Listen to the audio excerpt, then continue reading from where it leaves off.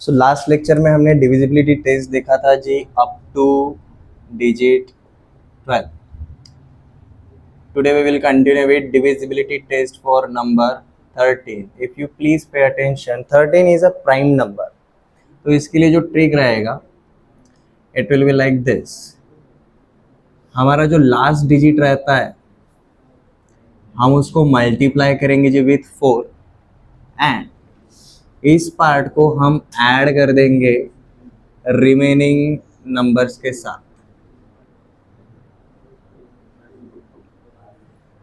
अगर ये जो हमारा एडिशन आता है if sum is multiple of 13 then our number is also divisible by 13. इसका हम एक एग्जांपल लिखते हैं. Let's just say we have a number 1 3 7 and 8. This is our 4 digit number. हमें लास्ट डिजिट को 4 से मल्टीप्लाई करना है, मतलब 8 इंटू 4, 8 4 जा 32. हम रिमेनिंग नंबर के अंदर ऐड करेंगे. ये सम देखो कितना आता है, 7 + 2 9, this is 6, this is 1. You will find out 169. It's a square of 13, मतलब ये मल्टीपल ऑफ 13 है, तो हमारा ये नंबर भी डिविजिबल बाय 13 रहेगा.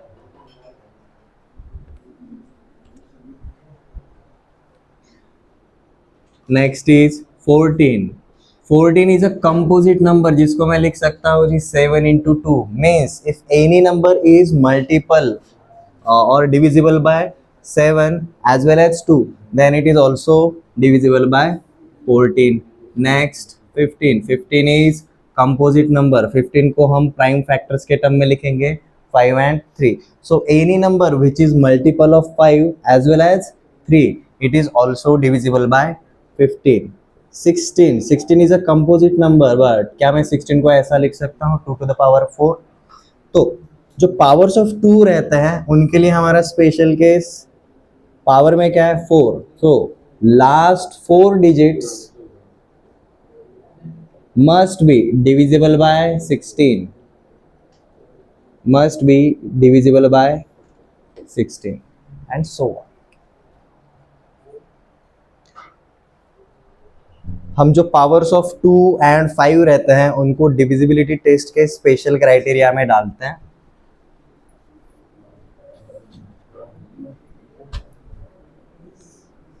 So divisibility test for powers of 2 and 5. अगर मेरा 2 का पावर 1 है या फिर 5 का पावर 1 है, मैं 2 या फिर 5 को ऐसे लिख सकता हूँ. इसके लिए हम डिविजिबिलिटी टेस्ट बोलेंगे last 1 digit must be divisible by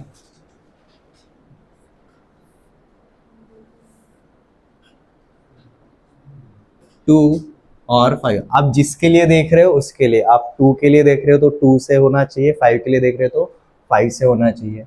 अगर मैं पावर अगर बढ़ाया 2 to the power 2 और 5 to the power 2, पावर क्या जी हमारा 2 है, तो यहाँ पर हम बोलेंगे last how many digits 2 digits must be divisible by हमारा 2 का पावर 2 मतलब 4, 5 का पावर 2 मतलब 25. हम जिस पावर के लिए देख रहे हैं उतने डिजिट्स देखने चाहिए, और जो भी हमारा नंबर रहेगा लाइक 2 का पावर 2 इज 4, 5 का पावर 2 इज 25, तो वो नंबर से आखिरी के पावर के जितने डिजिट्स डिवाइड होने चाहिए. उसको थोड़ा बड़ा करेंगे 2 to the power 3 या फिर 5 to the power 3 अगर आया तो last 3 digits must be divisible by 2 का पावर 3 मतलब 8 एंड 5 का पावर 3 मतलब 125.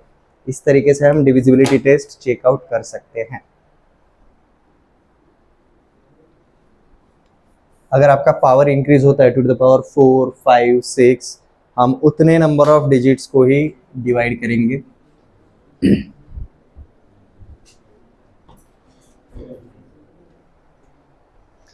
हमने अब तक नंबर सिस्टम में एडिशन, सब्ट्रैक्शन एंड मल्टीप्लिकेशन के ऊपर फोकस किया है. इन तीनों प्रोसेस के अंदर जब ये तीनों के तीनों प्रोसेसेस साथ में आते हैं तो हम उनको टैकल कैसे करेंगे. जैसे कि मल्टीप्लिकेशन जो रहता है वो हम डिस्ट्रीब्यूट कर सकते हैं can be distributed over addition or subtraction. जैसे कि if I have three numbers, let's just say A, B, C are any three natural numbers, then A multiplied with B plus C को हम कैसे लिख सकते हैं जी? A into B plus A into C.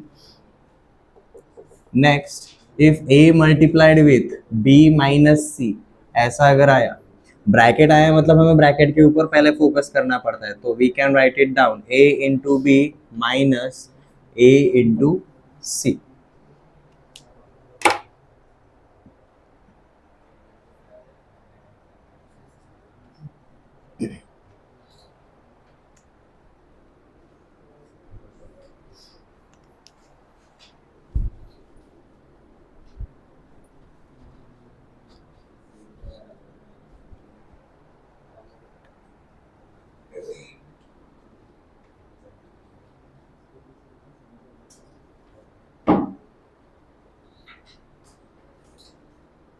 Some important observations.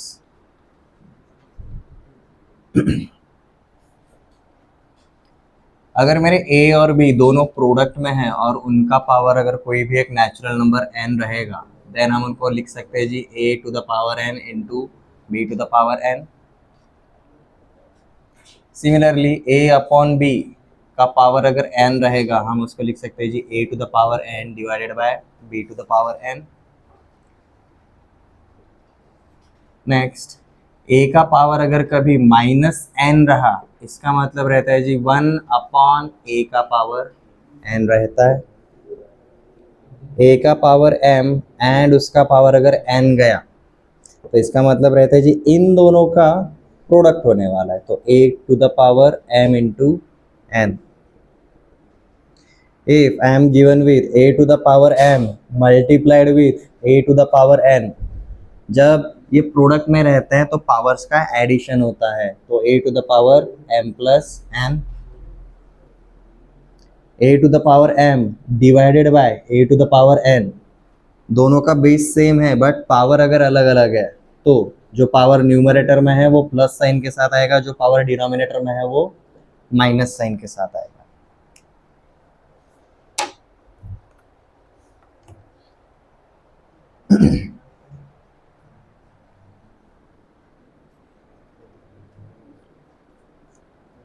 x to the power n, sorry, A to the power n minus B to the power n.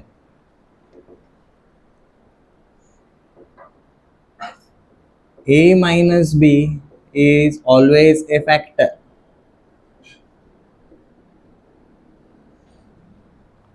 for all values of n.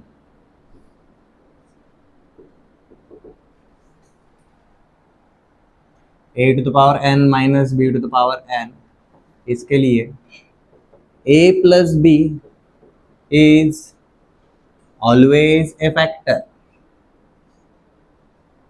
for even values of n.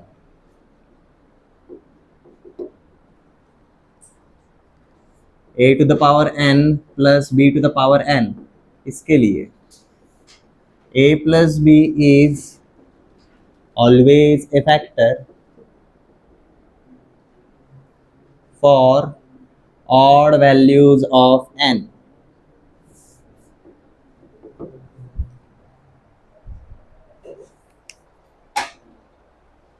इसके ऊपर हमें देखो questions कैसे पूछे जाता है. हमें कभी क्वेश्चन दिया रहेगा सेकंड वाले टाइपोलॉजी को अगर आप देखोगे, let's just say we are provided with 19 का पावर 12 माइनस 11 का पावर 12, ऐसा कोई तो नंबर दिया रहेगा और पूछा जाएगा कि इनका छोटे से छोटा फैक्टर क्या पॉसिबल रहेगा. तो देखो ये हमारा फॉर्मेट किससे मैच होता है, हमारे सेकंड वाले कैटेगरी से मैच होता है. पावर इनका इवन है and A to the power n minus B to the power n है, तो इसका A माइनस B नाम का फैक्टर तो हमेशा रहेगा ही रहेगा, बट ये स्मॉलेस्ट हो गया. A plus B will be the largest, तो ये जो रहेगा 19 माइनस 11 ये भी इसका फैक्टर रहेगा according to first statement, and according to second statement 19 plus 11 ये भी इसका एक फैक्टर रहेगा, it will be one of the factor. अगर हमें लार्जेस्ट वैल्यू पूछा है we will go for this.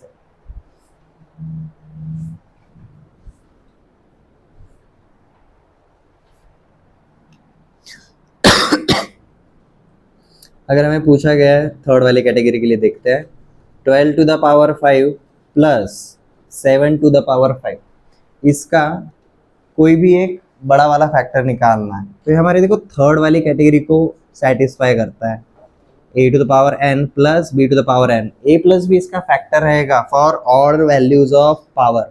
तो यहाँ पर हम बोल सकते हैं कि 12 plus 7 is for sure a factor of this number.